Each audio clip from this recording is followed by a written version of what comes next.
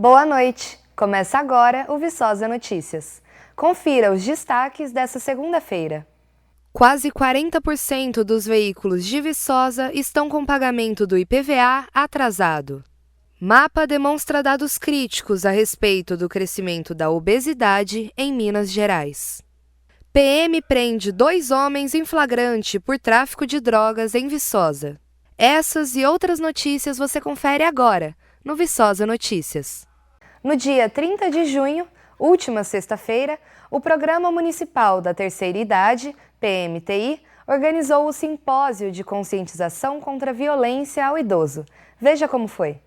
Na manhã da última sexta-feira, aconteceu no Salão Nobre Professor Arduino Bolivar, do Centro Administrativo Municipal Prefeito Antônio Schecker, o primeiro simpósio de conscientização contra a violência ao idoso. Visando promover a conscientização acerca do combate à violência contra os idosos, o encontro foi organizado pelo Programa Municipal da Terceira Idade e contou com a presença do prefeito de Viçosa, Raimundo Nonato Cardoso, da secretária de Assistência Social, Vera Saraiva, além da coordenadora de Políticas Públicas para Mulheres, Gabriele Wack. Durante o simpósio, tiveram palestras sobre violência contra a pessoa idosa, direitos e redes de serviços, ministrada pela advogada Patrícia de Souza, assim como também violação de direitos contra a mulher, apresentada por Gabriele e a advogada Andréa Dutra. A conferência chamou a atenção das pessoas para as causas da violência contra pessoas idosas e ressaltou a importância de denunciar esses crimes a fim de combatê-los.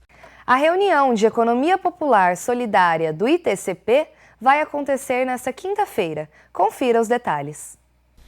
O ITCP da UFV vai realizar nesta quinta-feira o primeiro Fórum Municipal de Economia Popular Solidária. O evento vai acontecer às 18 horas na Câmara dos Vereadores. Estamos aqui com a Bianca Lima, coordenadora do ITCP. Bianca, conta pra gente como que vai ser esse evento, qual o objetivo dele? Bem, o objetivo dessa primeira reunião do Fórum Municipal de Economia Popular Solidária é a gente reunir empreendimentos econômicos solidários, gestores públicos, entidades de apoio, em torno do tema da economia popular solidária, que para a gente é uma outra forma de fazer economia, é uma forma diferente e que a gente tem como objetivo fortalecer principalmente as políticas públicas e o incentivo a esse tipo de economia aqui no município. Então, estão todos e todas convidadas, lembrando que junto com a ITCP há também outras organizações parceiras na organização desse evento. Obrigada, Bianca. Eduarda Magalhães para o Viçosa Notícias. Ontem aconteceram 2 prisões por tráfico de drogas em Viçosa. Veja só. 2 homens foram presos por tráfico de drogas na tarde de ontem, em Viçosa. As prisões aconteceram depois que a PM recebeu uma denúncia de que os indivíduos tinham invadido uma casa no bairro Inácio Martins. Segundo os policiais, ao chegarem ao local, os autores tentaram fugir em uma moto, mas não conseguiram e foram presos. Diversas drogas encontradas na casa também foram apreendidas. Os autores foram presos e encaminhados para a delegacia de polícia junto às drogas apreendidas para que fossem tomadas as devidas providências. Já a motocicleta foi removida. O final de semana foi de muita música com a apresentação do Coral Nossa Voz e da Orquestra Sol da Manhã, no Espaço Fernando Sabino da UFV. Confira. Um menino que ficou órfão aos 2 anos era filho de uma empregada doméstica abandonada pelo marido e que morreu de tuberculose. Esse menino foi logo adotado por uma dona de pensão e com ela aprendeu a tocar sanfona, gaita e violão. O menino nasceu carioca, mas essa idade, aos 2 anos, tornou-se mineiro em Juiz de Fora e batizou-se mais tarde no Clube da Esquina, em Belo Horizonte. O Espaço Acadêmico Cultural Fernando Sabino foi palco do show Tons de Milton, realizado pelo Coral Nossa Voz no último sábado. O evento gratuito contou com o grupo apresentando canções compostas por Milton Nascimento e canções de outros compositores que se tornaram sucesso na voz dele.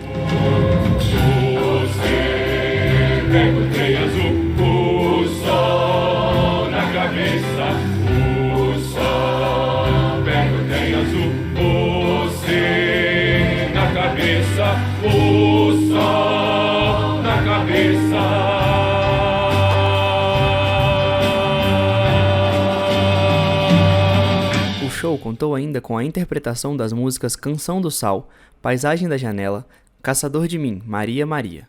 O Coral Nossa Voz foi criado em 2001 e é composto por servidores ativos, aposentados, estudantes e membros da comunidade viçosense. Já no domingo, aconteceu a apresentação da Orquestra Sol do Amanhã, que, assim como o Coral Nossa Voz, integra a Casa UFV de Música, promotora dos eventos junto à Divisão de Assuntos Culturais e à Pró-Reitoria de Extensão e Cultura. Preciso ter força, é preciso ter raça, é preciso ter gana sempre. Quem traz do corpo a marca Maria, Maria mistura dor e alegria. Mas é preciso ter mãe, é preciso ter graça, é preciso ter sonho sempre. quem traz na pele essa marca possui a estranha mania de ter fé na vida. Aê, aê, aê. O show do Coral Nossa Voz continua disponível no canal do YouTube da UFV. Se você não pôde comparecer ao espetáculo, vale a pena conferir. Agora vamos falar sobre saúde. O mapa desenvolvido pelo Renob demonstra dados críticos a respeito do crescimento da obesidade no estado de Minas Gerais. Confira a reportagem. A obesidade é uma condição multifatorial. Mais da metade dos adultos brasileiros apresentam excesso de peso, isto é, 60% da população, que representa 96 milhões de pessoas. Sendo assim, é a doença crônica que mais cresce no mundo. A Rede para Enfrentamento à Obesidade e Doenças Crônicas em Minas Gerais, o Renob, iniciado em 2018, tem como objetivo combater essas doenças através de ações de diagnóstico, avaliação e monitoramento para a construção da rede de atenção nutricional para o controle da obesidade. A rede foi responsável pela criação do Mapa da Obesidade de Minas Gerais. A obesidade ela vem crescendo de maneira bastante expressiva, não só no Brasil como no mundo. Em Minas Gerais isso não é diferente. Então, o que o projeto Renob possibilita são informações para que gestores possam trabalhar baseados, tomar decisões baseadas em evidências, como é o caso do nosso mapa, e também atua para a qualificação desses gestores e profissionais de saúde para melhor processo de trabalho no serviço de saúde, um cuidado integral, empático, humanizado para a pessoa com obesidade ou outra doença crônica. Também qualifica esses profissionais na captação de recursos para as atividades e continuidade das suas ações para tanto o tratamento dessas pessoas, como também ações de prevenção e promoção da saúde. Para a construção do mapa da obesidade, foram utilizados dados relativos ao estado nutricional de adultos de municípios mineiros atendidos na atenção primária à saúde, obtidos do Sistema de Vigilância Alimentar e Nutricional. Foi levado em consideração o período de 2008 a 2019. As informações divulgadas demonstram uma realidade preocupante a respeito da doença crônica tanto no estado quanto no país. Em 2019, mais de 1.900.000 adultos apresentaram dados de acompanhamento do estado nutricional na atenção primária à saúde. Desses, mais de 1,18 milhões apresentaram excesso de peso e 536 mil apresentaram algum grau de obesidade. Além disso, a prevalência de excesso de peso foi maior entre as mulheres. A pesquisa também aponta que a obesidade vem se intensificando com o passar dos anos. De 2008 a 2019, o índice de prevalência do excesso de peso e obesidade apresentou um crescimento exponencial. O excesso de peso teve um aumento de 42%, obesidade 1 de 67%, e obesidade 2 e 3 tiveram um aumento superior a 100%. Quando a gente pensa no aumento da obesidade, a gente tem que pensar nas tendências mundiais também. Hoje, segundo o Atlas Mundial da Obesidade, 1 em cada 7 indivíduos tem obesidade, e as projeções colocam aí que, para 2035, 1 em cada 5 indivíduos vão desenvolver obesidade, 1 em cada 4 indivíduos, perdão. E aí, dentro disso tudo, a gente não está muito desalinhado com esse contexto mundial. A gente tem um aumento crescente e contínuo da obesidade no território nacional, em Minas Gerais. E esse aumento da obesidade está muito relacionado com o processo de urbanização, industrialização que a gente tem passado. Então, a gente cada vez mais tem esse comportamento sedentário, nós trabalhamos cada vez mais sentados, nós nos locomovemos utilizando transporte público, carros, motos. Nosso consumo alimentar, nosso padrão de consumo alimentar, ele tem modificado ao longo dos anos. Nós estamos consumindo mais, cada vez mais, alimentos ultraprocessados, com alto teor de gordura saturada, sal, açúcares, né, e de alta densidade calórica, que contribuem para esse desenvolvimento da obesidade, esse aumento tão expressivo ao longo dos anos. Embora seja de conhecimento geral as medidas necessárias para o enfrentamento da doença, como a prática de exercício físico e alimentação saudável, as informações presentes no mapa criam uma preocupação de que o que tem sido feito pelos agentes governamentais de saúde não tem sido suficientes, e as tendências de crescimento da obesidade evidenciam a necessidade de que novas medidas sejam tomadas para que haja uma melhora acerca do problema. Medidas políticas públicas devem ser feitas não em nível somente individual, onde a gente deve dizer para a pessoa, olha, você deve comer melhor, você deve fazer atividade física. Não, as políticas elas têm que vir de uma maneira a atingir todas as esferas, seja governamental, não governamental, a sociedade, onde a gente possa propiciar às pessoas uma maneira, né, propiciar oportunidade de ter acesso a essa alimentação saudável, acesso à prática de atividade física. Então, isso perpassa por taxações de alimentos que não são saudáveis, perpassa por ações que possam promover hortas e acesso a alimentos mais saudáveis nos bairros em vulnerabilidade econômica, passa pela empatia do profissional de saúde em entender que não é uma questão individual e também é uma questão socioeconômica, cultural, em que essa pessoa ela está num contexto e precisa ser atendida como uma pessoa que tem uma doença crônica, e não um excesso de peso porque ela está com preguiça ou porque ela come o que não deve, né? Então, todas essas questões devem ser trabalhadas nas políticas para que a gente possa ter uma parada ou pelo menos, né, uma redução. Agora nós vamos dar um rápido intervalo e no próximo bloco você confere mais informações da região.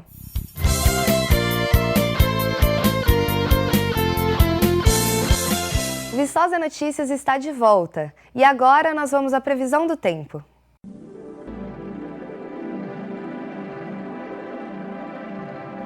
A previsão para esta terça-feira é de sol com muitas nuvens durante o dia e noite nublada.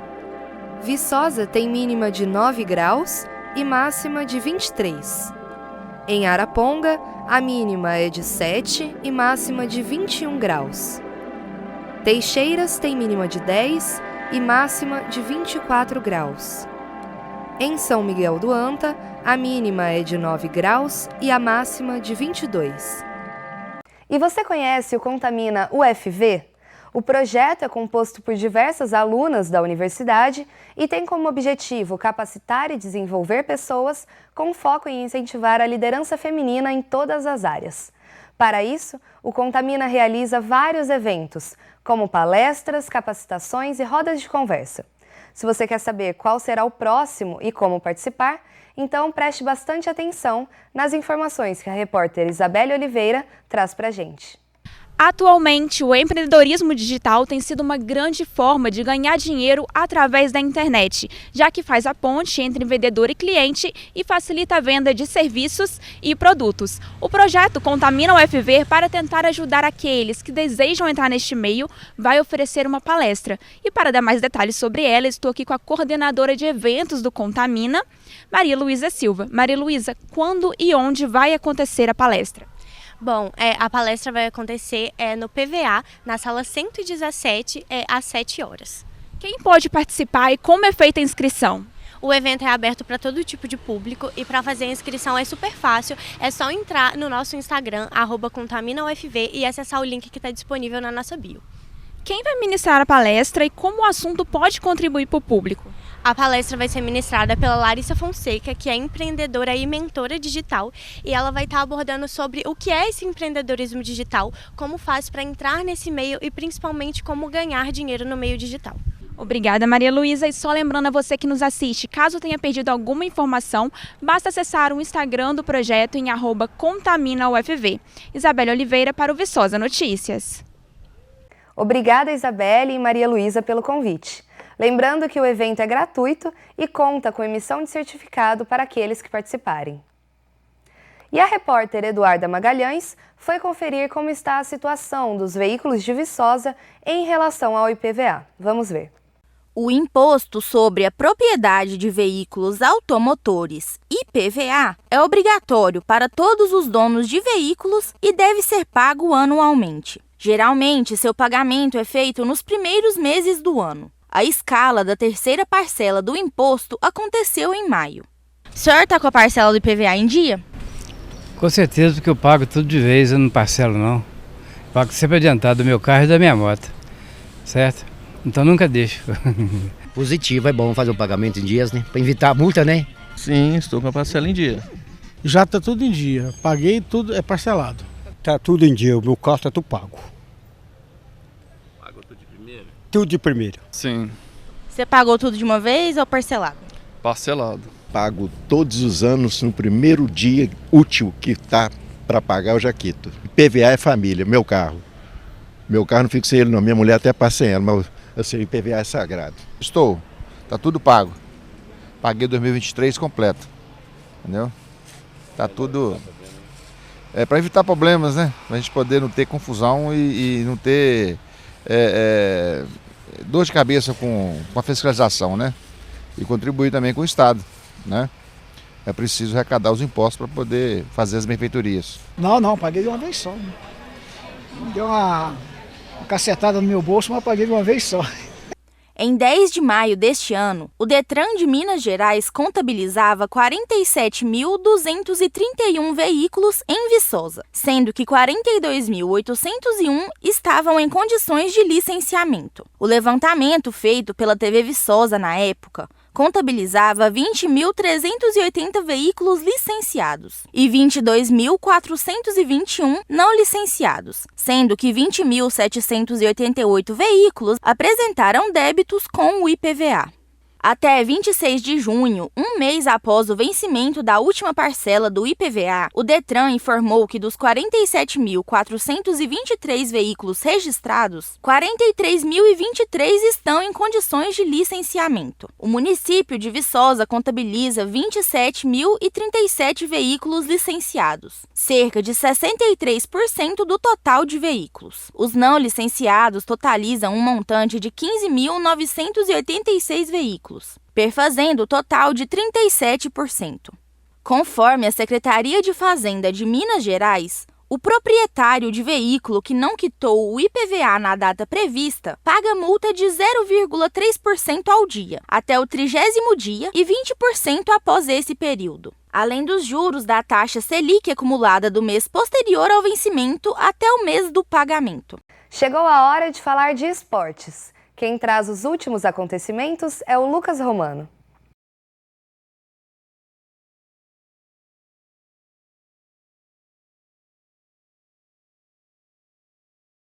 Fala, galera! Hoje vamos falar sobre os destaques dos eventos esportivos de Viçosa e região.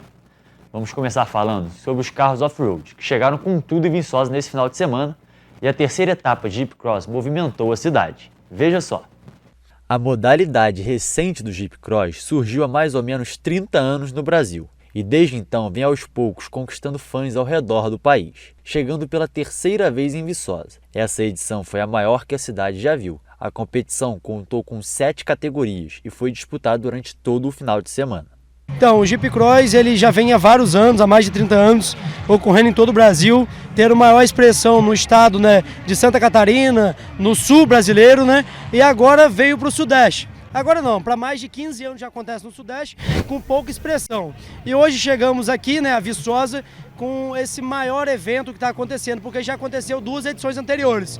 Só que nessa terceira veio mais pilotos, inclusive pilotos que disputam também o Campeonato Brasileiro de Jeep Gaula Cross. Eventos como esse são fundamentais para a divulgação e popularização da modalidade aqui na região, fazendo com que muitas pessoas possam conhecer o esporte. Rapaz, o evento foi um sucesso, graças a Deus. Ontem e hoje o público compareceu mesmo. A galera dos jipeiros deram um show na pista, foi um espetáculo, né? Divulgar para Viçosa, né, um esporte tão crescente a cada vez mais no Brasil aí, e trazer para Viçosa, né? Aqui é um rancho, aqui é um espaço aqui que nós estamos criando, tentando criar um clube de esportes radicais, né? Não só para os jipeiros, mas também para os motoqueiros, enfim, para todos os amantes do off-road. Então essa é a nossa intenção, e o público tem ajudado bem comparecendo aqui no evento. Foi notória a presença do público de fora na competição. Pilotos do Espírito Santo, Rio de Janeiro, outras cidades de Minas, como Manhuaçu e até gente do Rio Grande do Sul veio prestigiar o evento. Não, veio muita gente de outros estados, a maioria dos pilotos aí são tudo do Rio de Janeiro, saíram de longe de suas casas, saiu do Rio, muitos pilotos de Campos, do Rio de Janeiro também. Então, sim, fora os pilotos de Minas Gerais aqui, que também prestigiou em peso, então, sucesso total. Mas além do ganho esportivo, grandes eventos como esse podem rodar a economia local, ajudando ainda mais os comerciantes viçosenses. Hoje a gente contou com o apoio da Prefeitura de Viçosa, que ajudou o evento, ou seja, o evento já foi grande, recebeu um público bacana, porque Jeep Cross, além de ser cultura, ele também ajuda o município, gerando renda, gerando trabalho e sempre assim ajudando as cidades onde acontece o evento. Onde atraiu mais de 50 pilotos de todo o país, vários campeões de todo o estado, fez a economia de Viçosa girar, trouxe investimento, trouxe o dinheiro para a cidade de Viçosa, tudo feito com o apoio de várias pessoas. A gente pede ao nosso prefeito Raimundo para que no ano que vem apoie essa causa, né, Bruno? É um evento maravilhoso, deu mais de 1000 pessoas aqui no evento, prestigiando a cidade de Viçosa.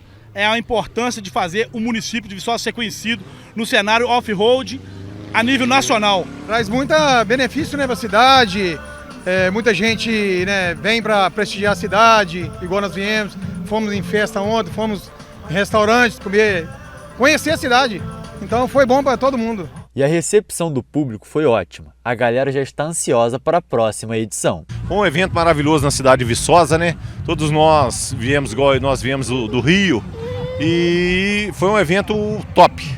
Muito legal, adorei o espetáculo de evento. O evento foi muito massa, muito divertido.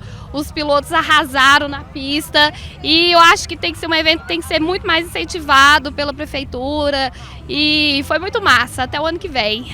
Seu evento tá top e Bruno, ano que vem pode contar comigo, eu tô aqui, eu e a equipe toda com a paixão.